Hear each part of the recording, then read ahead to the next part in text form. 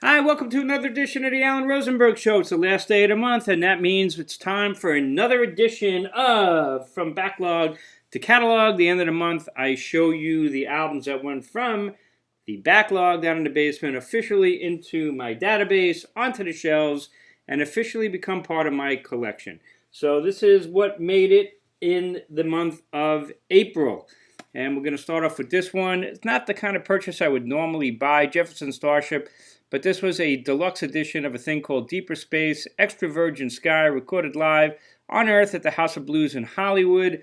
I'm a big fan, of course, of the airplane and the original Jefferson Starship, which to me is like Dragonfly and Spitfire, Red Octopus, and Earth. After that, kind of mishmash. But this was a nice collection, and really the reason why I got it was because it was kind of a reunion in a way.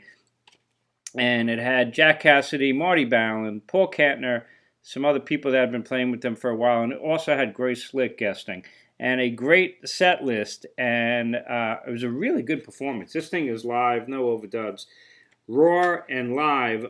It does make the cardinal sin of live albums, though. On some cases, in between the songs, it cuts out the audience and takes like a break, and then, puts the audience back on. If you're going to do a live album, keep the audience throughout it. Don't fade out in between tracks. Drives me crazy. But good performances, and turned out I was kind of glad that I got that album. So there you go. Got a good deal on it. After that, I found this for cheap. I called it Kango, but somebody corrected me. They said it's actually Kango, Live in the Hood. This was a one-off. This was John Wetton, who I recently talked about, and he was trying to reform kind of Asia at the time. Didn't work out, so it was John Wetton, Carl Palmer, and two other guys, John Young and Dave Kilman. So great lineup, and you can see really great set lists of Asia and some ELP, and a really, really good performance. They did not do any studio work. This is the one live album they released, and it's kind of like an Asia live record, but it's fun. This was a cheap purchase. And this was the very best of Bad Company. And you're looking at it and you're saying, Alan, isn't that beneath you, these cheapo comps? And it is. But the only reason why I picked this one up was because it was live. And I do have some Bad Company live albums. I'm a fan, and this is the Bad Company with Paul Rodgers and some good performances. Is this essential? No. Are they good live Bad Company performances? They are. So glad to have it. Expanding on my jazz collection, and Al Demola. And the first one I picked up that I gave a shout to was Elegant Gypsy. Man, that guy can play guitar and play fast. He's got some fast hands, and I definitely enjoyed this digitally remastered CD, classic album from Al Demola, and glad I got it. Then I got this from the Bob Dylan and the Band, the Basement Tapes Raw. This is from the Bootleg Series. This is the Bootleg Series Volume 11, and you're like, Alan, I'm disappointed. I thought you always said you have all the bootleg series. And I do, well, except for the most recent one. But this one I have, and have had since it came out in this massive box set. And this is one of those cases where, for this collection, I think less is more. This box that I have up there that has everything from the Basement Tapes is a bit much. I find this an easier listen, so I'm glad that I got the 2 CD version of that box. This was a really cool find, and I really enjoyed this. Pete Barden's from Camel. This is one called Scene 1 Earth, and I'm getting more and more into this kind of ambient, kind of jazz-like, very melodic. I really enjoyed this. This was a great pick. When I showed it, when I bought it, some people said, that's really good, and you're right. Kind of went deep on this. I'm a fan of the Laz One album. Legendary story about that, but that's for another day. This is a collection called BBC in Sessions. Here in the United States, I have never seen this out in the wild, so it's an import, but I picked it up, and it was really good. Some people think this is actually better than the studio record because it's a bit rawer. I don't know about that, but it was good. Big Star, well, they've become a little bit of an industry, with box sets and reissues and things like that. This was a live record I didn't have. I already have 2 Big Star live records. This is not a third. This is called Nobody Can Dance.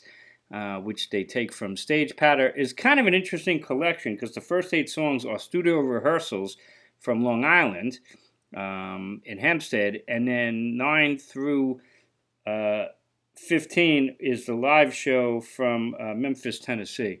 And it's good, real solid.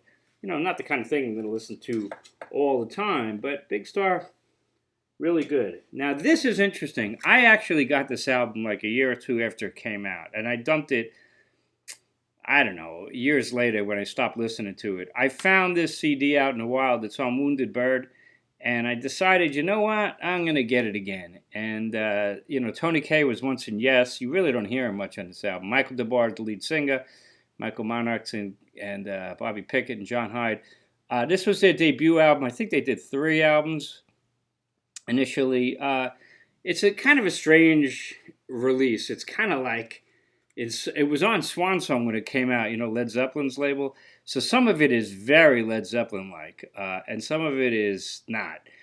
It's pretty good. I remember Grim Reaper. That's got an amazing riff. And here on Long Island, I'll always remember there was a radio station that would use the opening of that track as like a call, you know, for the, you know, like an ad for the station. So as soon as you hear that, if you're from Long Island and you remember radio back in the day, you might pick up on that Grim Reaper. But it's fun to have. It's okay. I got another Al Di Meola album that made it from backlog to catalog, and this is the second one called Casino. Again, really enjoyable, really fast player. My God, his fingers are like lightning. And the last of the CDs was this one, Barb Mar and the Wailers live at the Roxy. This is a 2 CD set. Part of this was originally released as a bonus disc on one of the deluxe issues, and I have a lot of the Barb Marley deluxe issues. But this one is the complete show, and I was looking forward to hearing the complete show. Honestly, nothing beats that Barb Marley and the Wailers live record. That's what it's just called Live. It's similar to that, but this one is good, but not as good as the Barb Marley and the Wailers live. That album is just one of the greatest live albums of all time. So these are 11 CDs that I got in the month of March. Some other things that you might be interested in. There are 3 box sets that graduated from backlog to catalog, and they're kind of interesting because it kind of shows you how box sets have changed over the years. So one of them was this Leonard Skind box. Now you may remember this. So this is just a 3-disc box set, and there's the tracks. It's really good because it's got original versions, it's got demos, some live stuff. It's a really good selection. It was actually, you could see, what is that, BMG from the Record Club at the time. But this is how a lot of the box sets first started when they really started coming out. You know, the first ones I remember was Crossroads from Clapton and Biograph from Dylan, and then you started getting these, you know, the Who, whatever that was, 35th anniversary, Maximum R&B or something. But then this Skinned box was one of those original ones. So back in the day, this was like state of the art. This was just awesome. I never bought this box because I already had all the original Leonard Skind albums, and I had deluxe editions, so I kind of felt like I just didn't need this. But I actually found this at a yard sale for like, I think it was $5. I was like, I'll just get it. And it was great. Really, really good listen. I totally enjoyed that. So that's kind of like an original box, right? Then you started getting this format, which I have whole shelves filled up there, and I got more in the basement. And I've been listening to a lot of status quo, as you across the pond would say. And I finally dug into this box set called Rockers Rolling, quote, in time 1972 to 2000. So this one is a 4-disc box, and I can show you the tracks, and they do it by time frame. And I really enjoyed it. Gotta say, as much as I like Status Quo, and I have a lot, and I did a video on them, you know, I'm doing a series, you know, UK versus US, and they're a great example of it. And a lot of people commented. But, you know, this is a lot of Status Quo in a couple of listens. I had to space it out, you know, because their sound is Status Quo. But this got a beautiful box set booklet that unfortunately falls out. But this is a great box. Look at the beautiful artwork. I mean, they just went all out.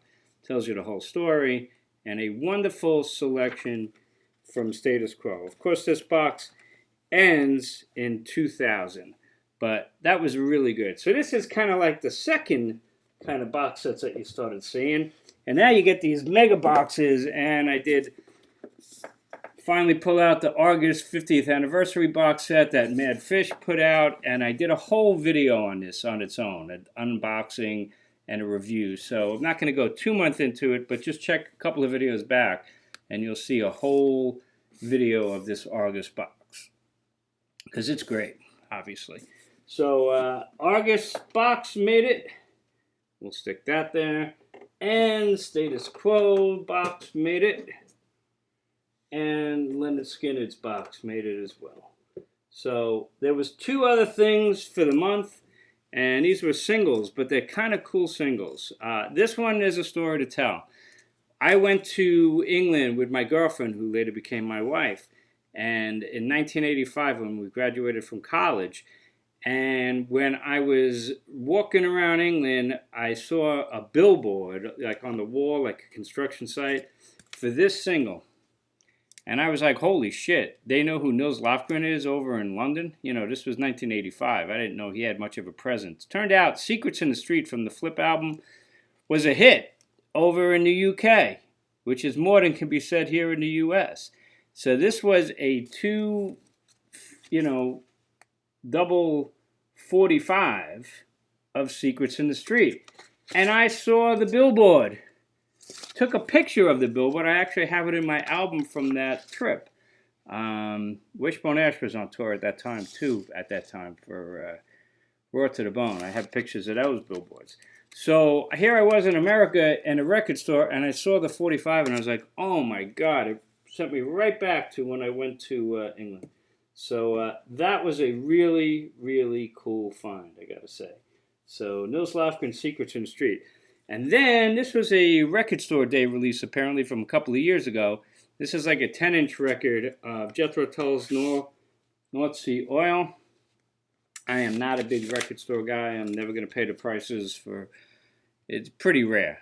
But this was a cool find. I think I paid like $3 or $4 for this. And I'm a huge fan of that album. So really nice to find this, because Stormwatch has become a real favorite of mine.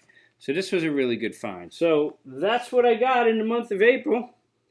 From Backlog to Catalog. All of these are officially in the database and on the shelves, and I hope you enjoyed this video. Now there is going to be a part 2 of this video, because this month I spent a tremendous amount of time listening to 8-tracks. I fixed my 8-track player, and I've been going 8-track crazy. So I'm going to do a whole video following this, just of the 8-tracks that went from Backlog to Catalog. So stay tuned. As always, there you go, Nils. Thanks so much for watching. Hope you enjoyed this video. Hope you enjoyed this series. It's kind of fun to see what I listened to enough in the month of April that it finally got into the catalog. Stay safe, stay healthy, stay tuned. I'm going to be doing the 8-track one very shortly. See you later.